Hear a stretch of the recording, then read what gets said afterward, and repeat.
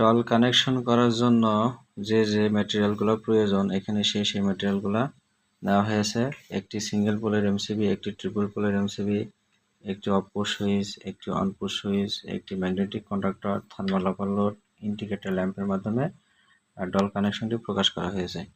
তো এখানে magnetic কন্ডাক্টরে coil টার্মিনালে পাওয়ার দেওয়ার জন্য আমরা প্রথমে একটি সিঙ্গেল পোলের এমসিবি থেকে লাইন নিয়ে অফ পুশ সুইচের একটি প্রান্ত থেকে কানেকশন দিয়ে অপর প্রান্ত থেকে আমরা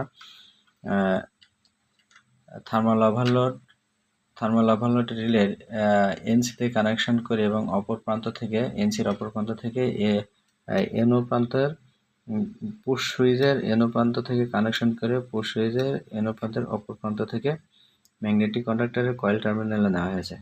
এখানে ম্যাগনেটিক কন্ডাক্টরটি চালু দেওয়ার জন্য একটি নিউট্রাল লাইন নেওয়া হয়েছে এবং ম্যাগনেটিক কন্ডাক্টরটি কয়েল টার্মিনালটি ধরে রাখার জন্য এখানে ল্যাসিং করা হয়েছে ম্যাগনেটিক কন্ডাক্টরের এনও প্রান্তে।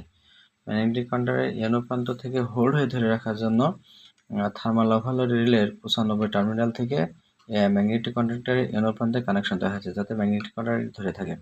তো ম্যাগনেটিক কন্ডাক্টরটি যখন চালু অবস্থায় থাকবে তখন গ্রিন বাতিটি জ্বলবে এবং যখন বন্ধ অবস্থায় থাকবে তখন লাল বাতিটি জ্বলবে। এখন ম্যাগনেটিক কন্ডাক্টর চালু অবস্থায় থাকলে গ্রিন বাতিটি জ্বলবে এবং বন্ধ অবস্থায় লাল বাতিটি জ্বলবে এবং ফুল লোডে যখন চলবে তখন এই ট্রিপল পোলের ব্যাখ্যাটি যখন আমরা তুলে দেব ফুল লোড চলা অবস্থায় 3টি বাতি ইন্ডিকেট করা হয়েছে। এখানে থার্মাল ওভারলোড রিলের কানেকশনের মাধ্যমে দেওয়া হয়েছে। আর যখন থার্মাল ওভারলোড রিলে অতিরিক্ত কারেন্ট সংগ্রহ করার কারণে যখন ট্রিপ করবে তখন সমস্ত লোড বন্ধ হয়ে লাল বাতিটি জ্বলে উঠবে, তার মানে ম্যাগনেটিক কন্ডাক্টর এখন বন্ধ অবস্থায় আছে। এভাবে ডল কানেকশন করা হয়ে দেখানো হয়েছে।